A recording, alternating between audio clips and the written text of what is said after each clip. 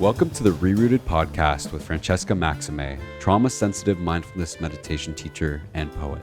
Together, we'll take a closer look at approaches to transforming trauma with insights from psychology, neuroscience, spirituality, social justice, and the creative arts. Join Francesca and her guests for an exploration of our shared connection and how we can cultivate greater compassion for ourselves and for others. If you'd like to support Francesca and the ReRooted podcast, please visit BeHereNowNetwork.com/Francesca. Hey everybody, I'm Francesca Maximé and welcome to the ReRooted podcast here on Ram Dass's Be Here Now Network. You can always find out more about me if you are interested by going to my website at worldwideweb.maximeclarity.com, M-A-X-I-M-E, Clarity, CLARITY.com. There you can find anti-racism resources, mindfulness resources, and also past episodes of this ReRooted podcast. And I also offer one-on-one somatic coaching sessions there if that's something that interests you. I want to introduce today Scott Tusa. He is a Buddhist meditation teacher who spent the last 2 decades exploring what it means to awaken the heart through an embodied approach to the spiritual path, and spent, frankly, quite a long time as basically a practicing monk, and now is able to offer some of these deeper teachings to the rest of the world. And coming to us from Mexico right now, just like I'm coming from Nipmuc land here in Massachusetts as of this recording right now. Welcome, Scott. Nice to see you. Nice to see you. Thank you so much for having me. It's my pleasure. As we're in the middle of this pandemic still, it's November 17th is the time of this taping, and we're just sort of getting through an election here in the U.S. One of the things that was a big part of that was the fact that we've elected a Jamaican, Indian, Black woman vice president to the highest, post in the land ever. So that's a big historic thing. And what caught my eye about what you posted on Instagram recently about that, I believe, or maybe not even just about that, but just in general, was a post where you said, and I'll share the screen on this so that people can maybe see it, which is everyone wants a spiritual woman. I'll put it up here. You said everyone wants a spiritual woman until she is pissed off. Now she is a witch and you're scared. And I loved that. And it kind of just made me say, okay, well, there's a part of you that is really trying to be what we would call an ally or a co-conspirator or, a bodhisattva or a kalyanamita, if we're using, Buddhist language around that. And I wanted to kind of unpack that. What did you mean in this post? And then sort of get into what I hope is our topic of conversation for today, which is, what do you have to say, or what are your thoughts and reflections on what I like to call fake woke bros, which is sort of like this idea of spiritually bypassing and kind of getting into a place where this, what I would call toxic masculinity, gets refashioned in a way through this sort of wellness guise that I think is kind of problematic when it comes to these things. So that's what we're talking about today. So you want to explain the Instagram post first, or? Sure. I mean, it was a share from another Instagram page, because at the bottom it's I think it's awakened goddesses. Yeah, awakened_goddesses. Mm-hmm. It just popped up in my feed, and kind of the way I do my Instagram is kind of just like a curated wall of just like, sometimes I put quotes, sometimes I put ideas and thoughts, and sometimes I just like to repost stuff that I love and just kind of curate it. And just what makes us think and makes me think. So, that just made me laugh out loud because, and of course, I definitely wanting to be an ally for women, and women who often, again, like, I think when we bring the word spiritual in, it brings all these implications of like, we shouldn't be this way, or we shouldn't be that way, or, a man should be this way, or a woman should be this way, or whatever. There's a lot of ideas out there. So I just like the cheekiness of it. Personally, it made me laugh, and definitely, like, in my life, made me think about my relationship to women, both in intimate, romantic relationships with partners, as well as friends, and just, students I have as well. And this notion that, I think I've noticed myself in the past kind of wanting, longing for a partner in crime. And I just happen to be a cisgendered, straight white male, and, wanting a partner in crime, a woman to be with, and a spiritual partner. And then at the same time, learning as I came out of my monastic life, of learning, realizing that, I have a lot to learn, coming back into the world of relationships. And at the same time, I have a lot to learn from women. And so personally for me, that's not a new idea for me or a new thought. In Tibetan Buddhism, in the Vajrayana path of Tibetan Buddhism, or the Tantric path of Tibetan Buddhism, the deeper you go into the Tantric path, whether you're going into the texts and studying them, or you're hopefully practicing them, there's a large feminine wisdom principle within my tradition, and so that always appealed to me for the last 20 years. That appealed to me, and I think merging that with my so quote unquote worldly life, or kind of the human side of my, which I don't know if there's any other side for me at the moment, but the human side of my spiritual path and relationships, just realizing how much I have to learn from women as a man, Mm-hmm. and then that means, like, how do I want to place women in my life? How do I want to treat them? How do I want to center them in my life? As like I said, in all the kinds of relationships I can have with the women in my life. Mm-hmm. So I think that post sparked laughter, because I've had that kind of conversation with partners before, where it's kind of like, okay, I mean, we all know when we get into partnership with someone, you're basically just, you're asking for a lot of bliss and connection and joy, but a lot of pain too, as we're working through our shit together, So I think women get the short end of that stick, because often as men, like, if we're acting like a shitty person, no one calls us a witch, no one calls us crazy or something like that, which often gets lobbed at women. So I like the post, but that's kind of those are my thoughts around it. Right. Yeah. Thank you. And yeah, I guess I didn't catch it was a repost from awaken_goddesses. So that's great. And I mean, I think this idea of what does it mean to be an ally? What does it mean to be sort of an embodied relational being? I mean, I am coming from the social location of a Haitian Dominican, Italian American, cis het,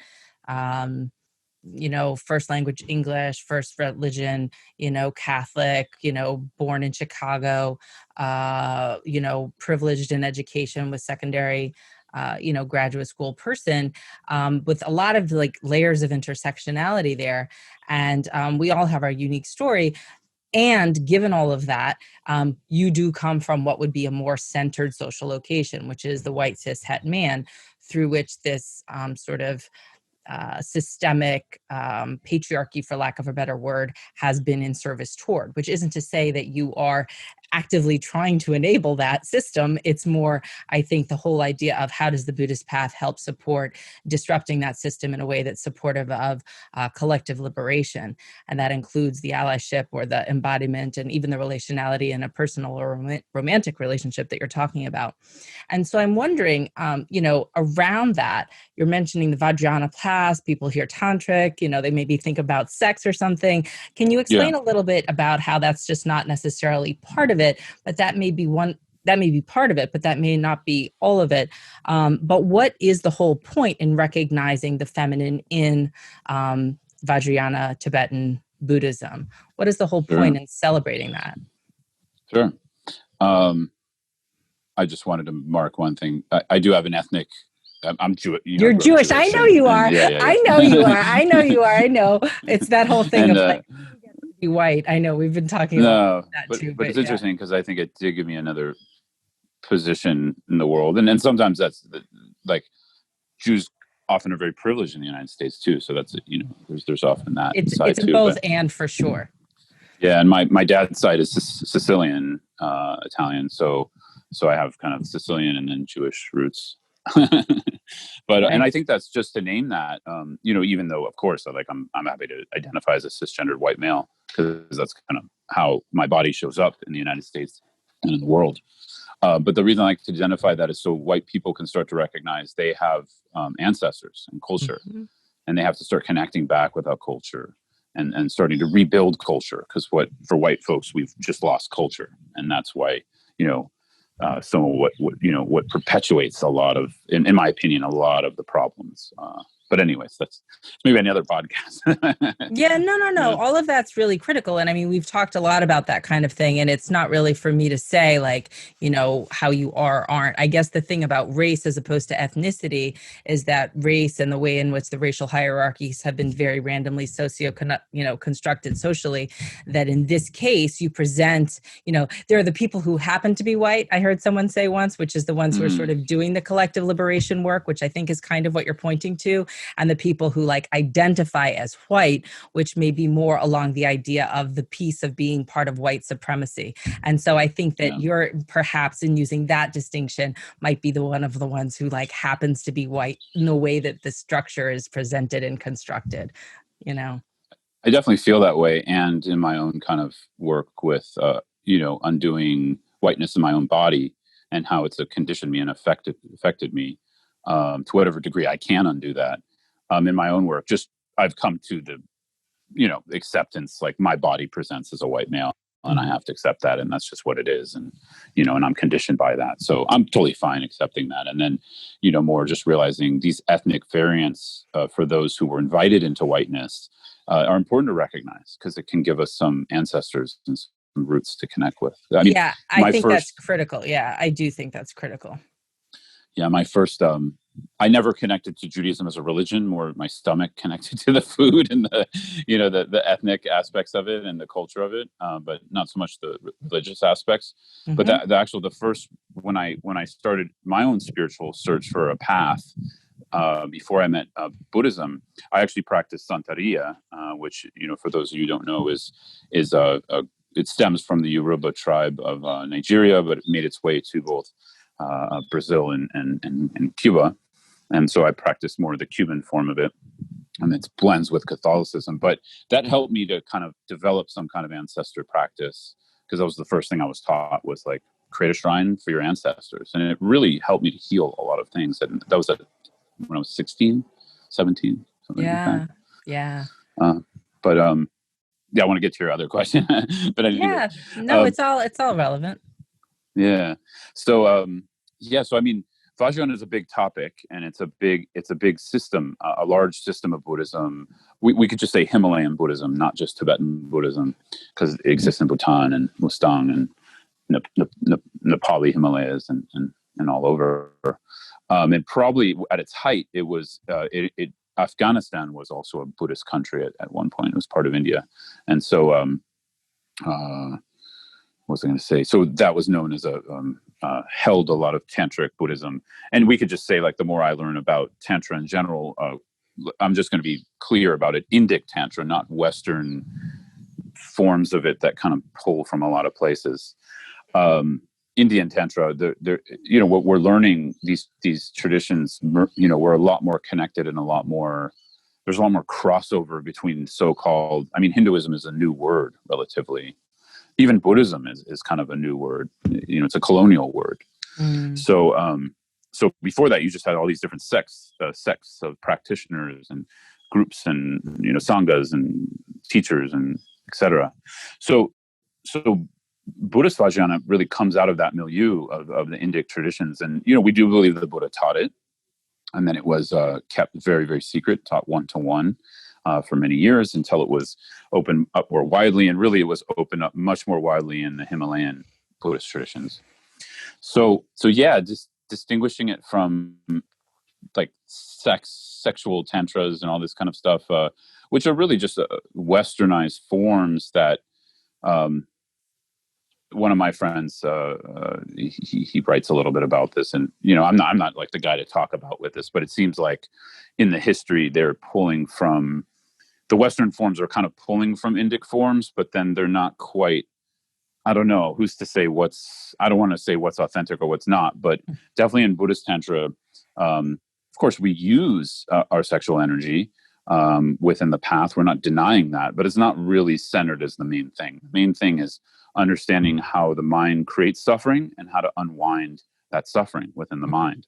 And then the tantric technologies of tantric Buddhism use embodied technologies of prana, breath, yogic postures and techniques, trying to through the body uncover awakening.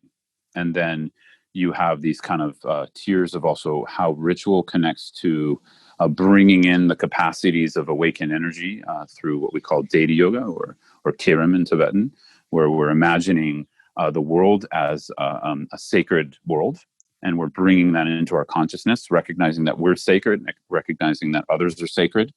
And so, Tantra from the, definitely from its Sanskrit roots, but also the Buddhist word for it, the Tibetan word, it just really means to weave. And I think it's really weaving together these aspects of what appears and how things appear, and then trying to get down to how they actually exist.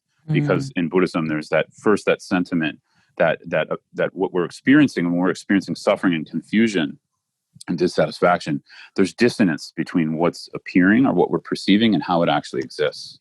So the Buddhist tantric path is trying to remedy that, but with very powerful technologies, embodied technologies, and practices of sacred world, sacred self, sacred other, and then kind of you're using that to transcend self and other. So it's very unique. Yeah, the Vajra and the bell, the I even have one of those myself, actually, to sort of represent the sort of yin and yang, the masculine and feminine energies there, and how they do, in fact, in much the same way that the energies of sun and moon, or whatever system that you're using, are kind of complementary. And that sometimes I feel like one of the things that happens is that because of this sort of supremacist view, or because of this better than view, or because of this certain kind of view that may be more emphasizing one kind of energy, we end up with an imbalance, and that disrupts what we would call our equanimity, or our sort of more peaceful, more balanced, more sort of wisdom state. And I'm wondering how inviting in more of the feminine, or paying homage more to that, plays out not only in your practice, but in real time, right? Because I'm always big on what I like to call applied mindfulness, which is the idea of it's great to sit there on your cushion and to be in a cave and to do these wonderful things and have different states of being. But it's even really great when you're able to show up and know the right thing to do or not do when you're actually in a place with real people in real time, because you've been practicing and because you've been contemplating these, these teachings. Yeah. I mean, definitely the Buddhist path, we consider there's like two wings: the wing of wisdom and the wing of skillful means. And skillful means really it relates to activity, it relates to relationality, and the wisdom aspect relates to waking up to how reality actually is. And so when these are disconnected for us from a Buddhist perspective, we're not able to actually act skillfully, even though it may look skillful or we think we're acting skillfully. If there's no wisdom, or sometimes we say compassion without wisdom is bondage, and wisdom without compassion is bondage. So the path is to kind of bring these two wings together and then to grow that way. So for me, definitely, I mean, this is my goal, I guess, if I had a goal, but this is like my path, to bring these together. And it's not easy, because I think it's easy to show up and say, I'm all for you, and I'm here to rescue you. I think it's much harder to understand the dynamics of a situation and the intricacies of a situation, the intricacies of a situation, the complexities, to be able to show up for that situation that's actually going to have lasting impact. And I think that's one of the dissonances we're having right now. Just generally, it's really hard to figure out what is truth and what's going to actually be of real benefit. A lot of us think we may know, but I think it's a little bit more complex than people give it credit. And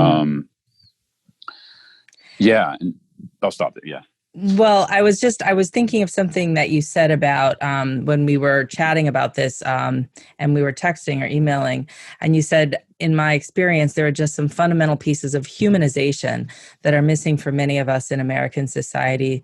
It seems like there is a privilege to humanization ratio, and that this gets broken through a deep reflection, meaning disrupted, meaning, it gets broken, meaning it gets interrupted through a deep reflection on a rebirthing of compassion within oneself and for oneself in connection with others, which I think is beautiful. And I think that speaks to what you're talking about now in terms of the wisdom piece as well as the skillful means piece. Yeah, exactly. The compassion, excuse me. You know what I mean, what you just said. Yeah, exactly. Yeah, and there's just as you were mentioning, and I also was going to say something around that, which is this, however someone presents or however someone believes or disbelieves in gender, ultimately gender is a construct. Like Buddhism also accepts that. Yet there is still these energies of feminine and masculine energy, however we want to label them.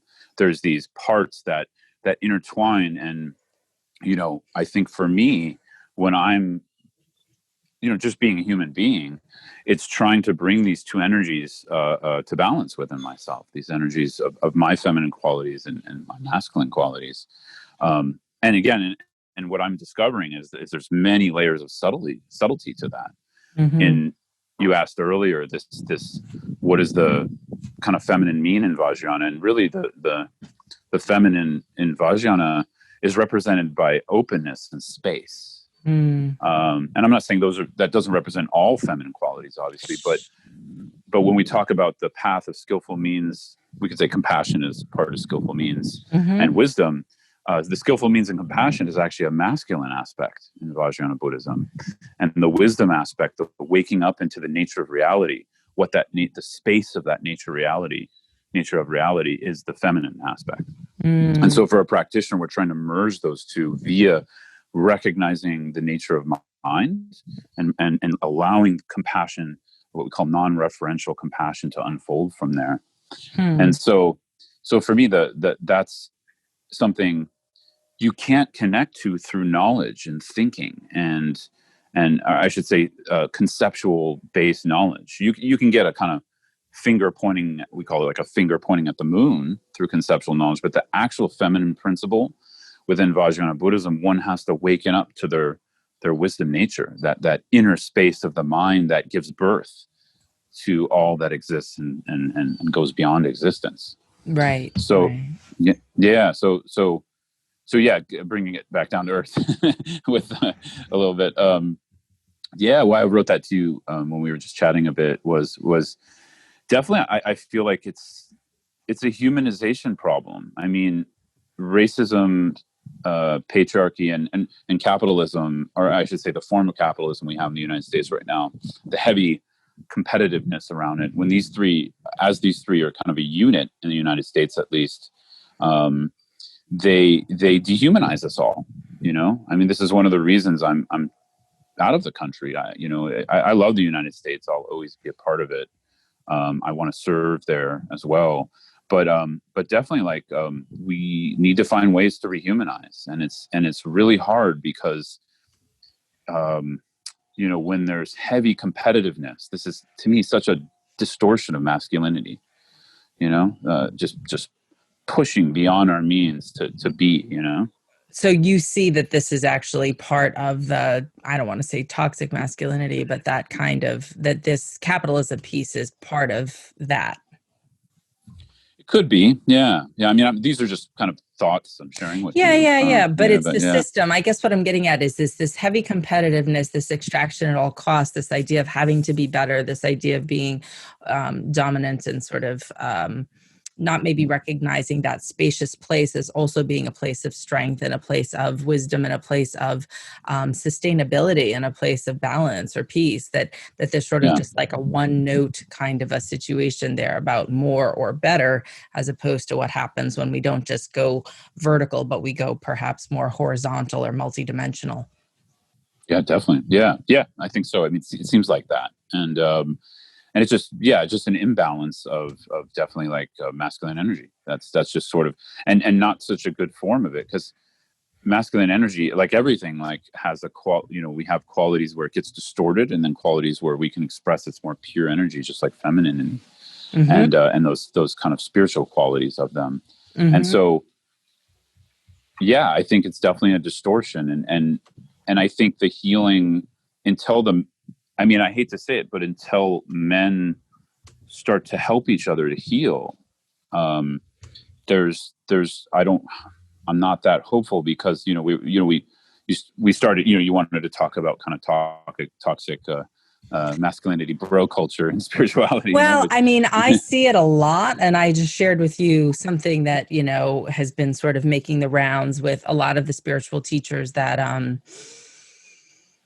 there's sort of this event where a lot of spiritual teachers that I really respect, were sort of involved in something that called to my attention, that the potentially the organizer of this event was sort of coming from a place that felt like it was more that it was more tight, more toxic, more rooted in some kind of superiority or something like that. And I guess I don't really know. I don't want to say more about it than that, but I guess that's kind of what prompted me to talk about this with you, because I do feel like even in the podcast I've done here on the ReRooted network, and I don't know, maybe it'll even happen with this one, oftentimes there'll be a lot of commentary from folks around, well, you can't be saying that, or it's not like that, or we're all one, or you mentioned the idea of transcendence and, this idea. And it's like, of course that's true, but what happens with the absolute and the relative? What happens with, I feel like people just skip ahead and they're like, well, so how does a man such as yourself, or one not yourself, maybe not a Buddhist practitioner, but just, become better at doing what you're saying, which is helping one another out as men to heal this place, to heal or to pay attention to this place that deserves love and care and connection, but does so in a way that isn't bypassing, but that shows up as a real, for lack of a better word, ally with women, Yeah. Again, like I don't know the complete answer to this, because I think it's a complex problem, and so Sure. It requires kind of like some looking and stuff. But definitely, and I did want to say something about relative and absolute truth, because that's really an important thing to talk about, because I think a lot of people get really confused by this, both like denying the relative aspects of something and or denying the absolute aspects of something. And in Buddhism, we're trying to merge those a little bit more skillfully. But anyways, I can say that later. But to answer your question directly, I think just listening, a lot of like, stop doing, like, take more time to just be. And I also mean this for women, because a lot of women internalize patriarchy and internalize masculinity and toxic masculinity. I see it all the time in the way we're forced to push ourselves out there. We're forced to sell ourselves. We're forced to market ourselves. And I'm not saying, we need to make money, but it's sort of like we're in these systems that perpetuate the problem. And so as some of us have to decide, no, I'm going to take a step back. And so for men, I think it's just listening more, listen to women. And it doesn't just mean listen to like when there's a case of assault. Of course, that's like obvious you're going to listen to that. It's more like, no, listen to the everyday things, the daily things, watch, pay attention. Don't assume you're right. So I think we need more practices and spaces. Mansplaining. Yeah.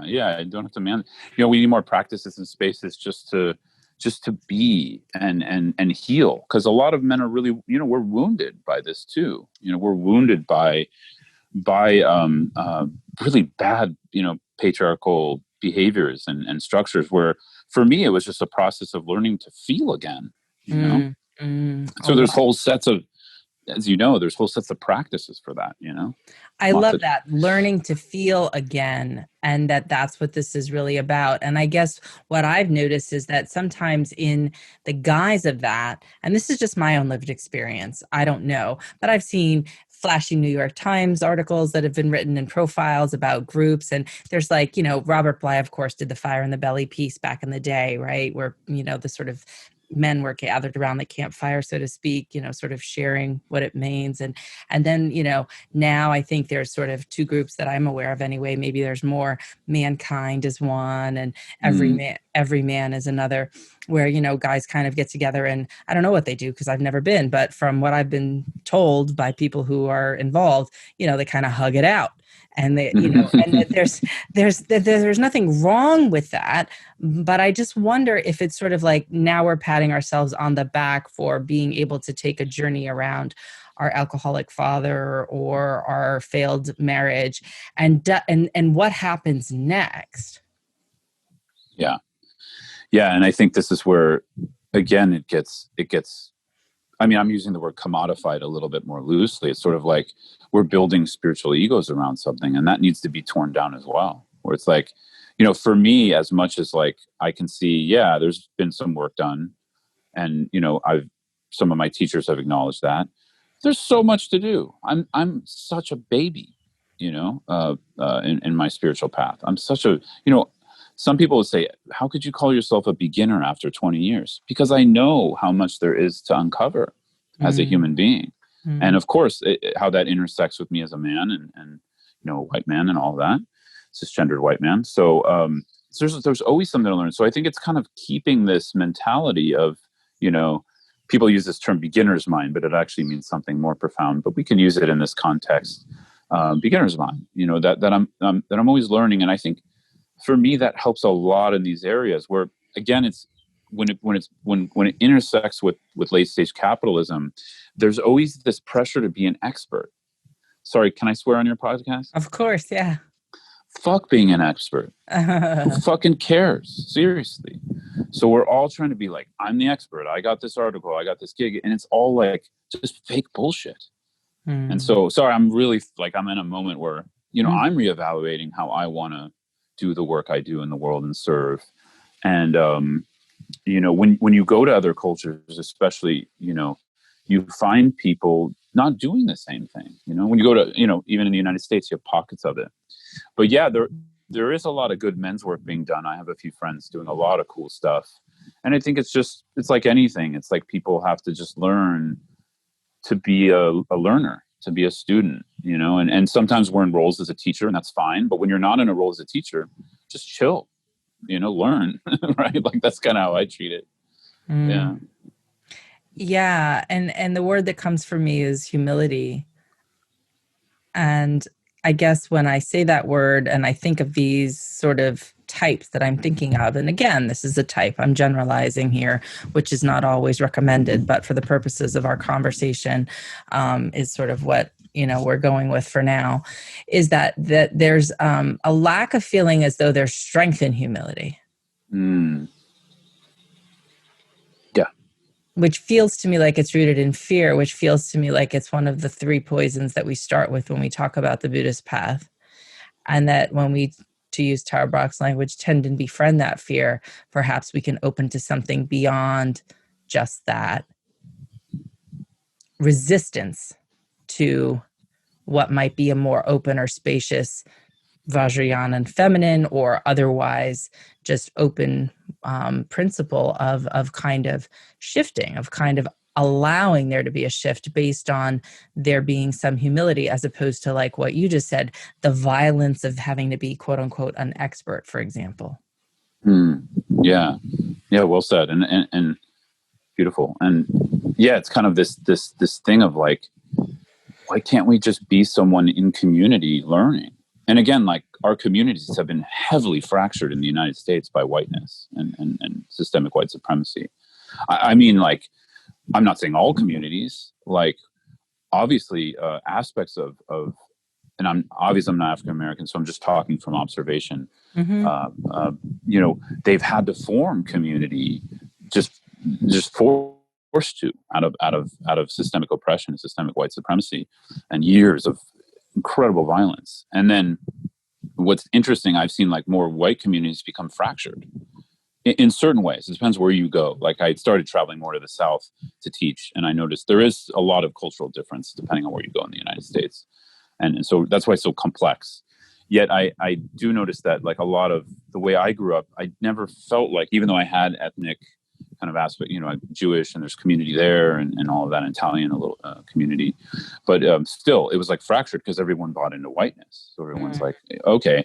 And whiteness doesn't give you culture or community, right? It just gave me a set of shitty behaviors, to be honest, And so, I think for men in particular, then there's the addition of patriarchy, the addition of just embedded misogyny in the way we think. I mean, even as a teenager, the way we talked about women, it's awful. What my friends and what we would say, and I had to learn. Oh yeah, that's not appropriate. Like that's not gonna. Women don't like that. It doesn't make you closer to women. And what's our goal? What do we really want? We want to belong. We want to be close. We want to feel loved. We want to love. And so I think there's a big, element of that just needs to be seen. And that's what I was saying in our message too. It's like these days I'm just, we need to push, but I'm also like, I can't force someone to see something they don't want to see or can't see. You mean like a student, for example? Yeah, definitely a student. Or a friend. Or a friend. And even just sort of on social media, like I decided I just want to work on my shit. And hopefully at some point you become an example, not because you're this great person. It's because you realize you're not. Yeah. So it's kind of like around what you were saying, I was thinking like, to me, I think one of the greatest goals as a human being is to not be anybody. Yeah. But to be someone in connection. And it's really hard because of this fracturing, of white supremacy and whiteness. Yeah, it's so interesting because I was reading a paper yesterday about sort of, I forget the title of it, and I guess it's around, I don't know where I put it, otherwise I'd pull it out. But essentially it was saying like this whole idea of transcendence and not self in terms of race, and maybe for women also at a certain level, but that it kind of doesn't work around the sense of we can't just go to this place of no self when we've been already erased and marginalized. And so therefore that whole relative needs to be really, I think it was Zenji Earth Emmanuel who was sort of making that argument. Yeah. And also, I think Charles Johnson said it beautifully also. These are, deep practitioners in various lineages. I think Johnson is Theravada, and I think the Mahayana tradition for Manuel, but I could be wrong. Anyway, the point being is that they're both sort of pointing to the idea of, we've already had to suffer erasure. We need to claim ourselves before we can then transcend ourselves for ourselves and not be erased for us without our consent or agency, because that's the trauma place, right? So yeah. I think it's a both and here. And I think that's where a lot of like what gets lost in translation around the Buddhist teachings, for example, but then how they don't really fully apply to folks who have been decentered or marginalized or, that they apply differently, that it has to come from a different place. Does that make sense what I'm saying? Totally. Yeah. And I'm glad you brought it up again. In my observation, I've seen, for instance, absolute truth in the way Buddhism talks about, especially Mahayana Buddhism, it's incredibly difficult to understand, not only realize. In my experience, like I just feel like I'm starting to grapple with it. And so I think there's a lot of not really accurate information about it out there. And so definitely like when it's an unhealthy, how to put this, when it's not the full description and full kind of connection to what absolute truth really means, at least in Buddha Dharma. I'm not sure other traditions. Definitely, it can sort of further marginalize, deny the relative, when that relative is necessary, like exactly what you're saying, And I think, in my experience, it's actually a lack of understanding that the relative and absolute, we're not trying to distinguish those more. We're trying to recognize the inseparability of those. And that's really what the Buddhist view is. Exactly right. And that means, having understanding. Right now we're in a body, and right. I mean, obviously, and our bodies represent something in the world, and because of how American racism has come about, specifically, that matters. Like you just, obviously what you just said is beautiful. That matters. And so I think we never use absolute truth in Buddhism, at least in my experience of talking about it, about emptiness and shunyata, is we never use that to deny that. Actually, we wake up through the relative. Yeah. And so, you know, one of my teachers, Sonia Rinpoche, he says, we have to learn to dance with the absolute and relative. Because if we go too much into the absolute and we kind of go into the, like, an unhealthy form of it, we might deny just cause and effect, which is happening. And then it can be sort of like, because ultimately there is no race, ultimately there is no gender, but on a relative level there is. Yeah. So how would you point to that then in an example, perhaps, as we kind of begin to wind down? How do you point to then that as an example of not denying cause and effect? So in real time, you have somebody who, for example, looks or is from their social location a lot like you, also practices perhaps, you know, some kind of tradition, and feels, that, you know, precisely what you just said.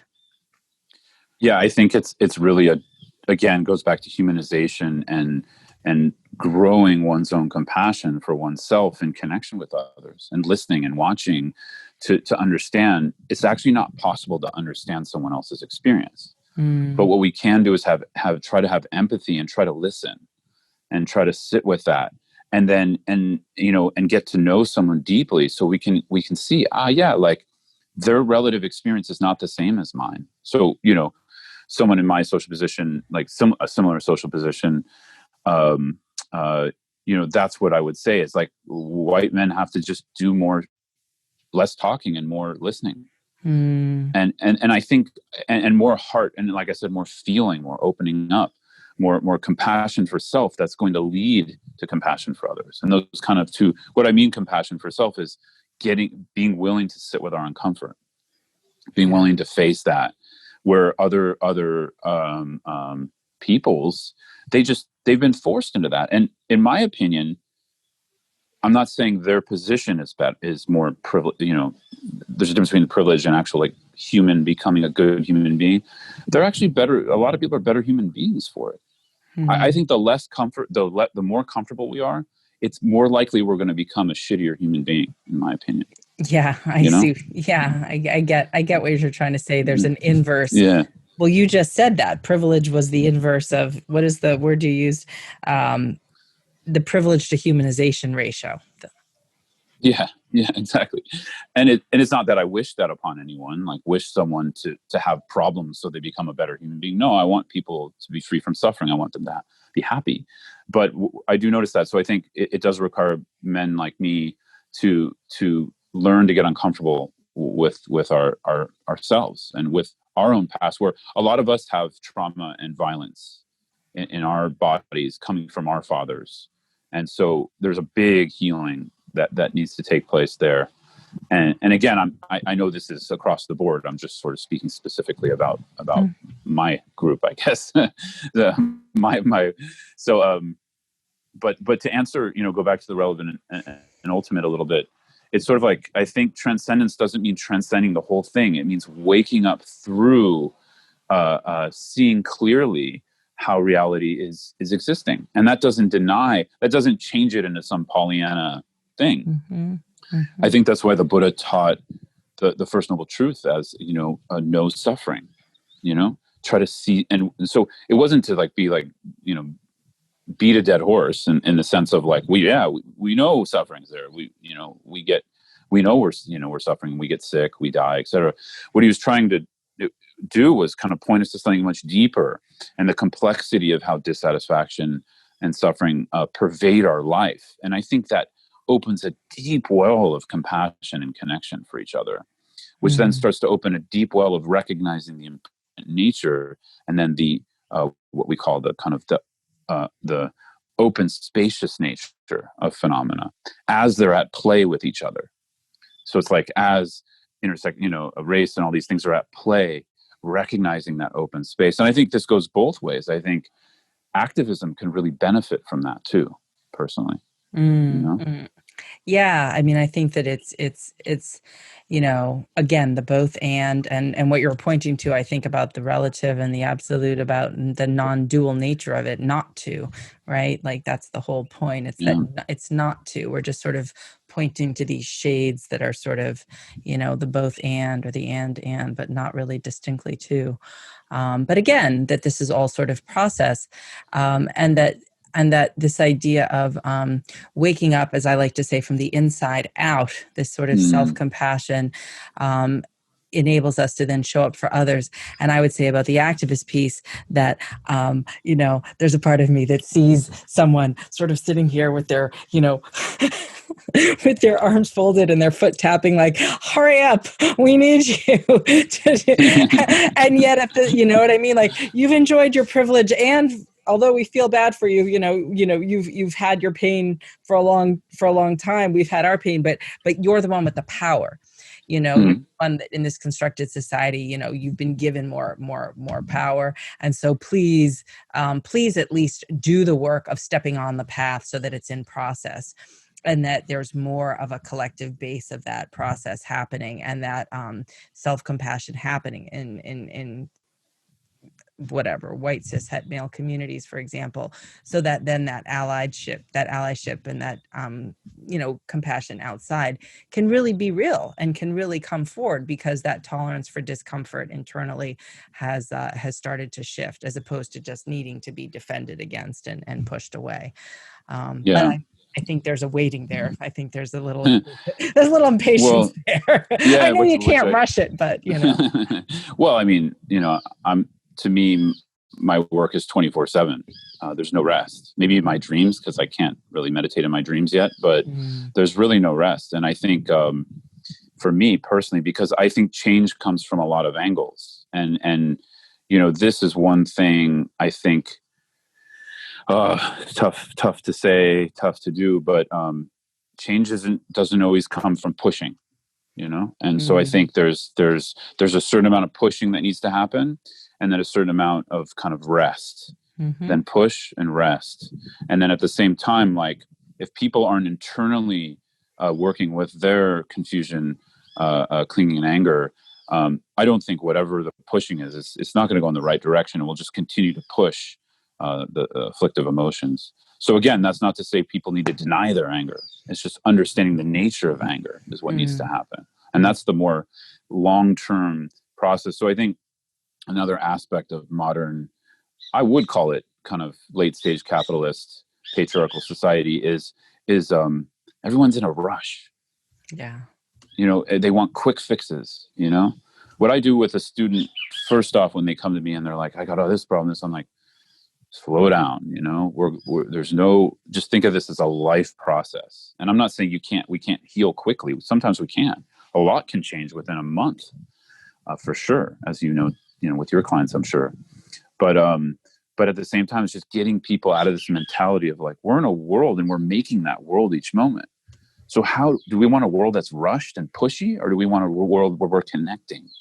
But again, when there's like direct daily oppression, violence, fear on people's bodies of color and women, I get that. And I'm trying my best. I know. For me, from my position, I serve through the spiritual path. That's my form of activism. Yeah. And also centering voices, voices of color when I can, and voices of women especially. And with that, I really appreciate ScottTusa.com is your website. This conversation, it is. ScottTusa.com. And I just want to really extend a great dose of gratitude for engaging in this conversation around what is sometimes a, prickly place. But I think that it's a beginning. And the more that we just start to kind of talk about this and just sort of air it out, the better. Totally. Thank you so much. Yeah, I love it. To me, just like, let's get into it. So I really appreciate it. Yeah. Well, maybe we'll do part 2 someday. Cool. I'd like that. All right, Scott. Thanks so much. Take good care and enjoy Mexico. Thank you. All right. Ciao, ciao. Bye now.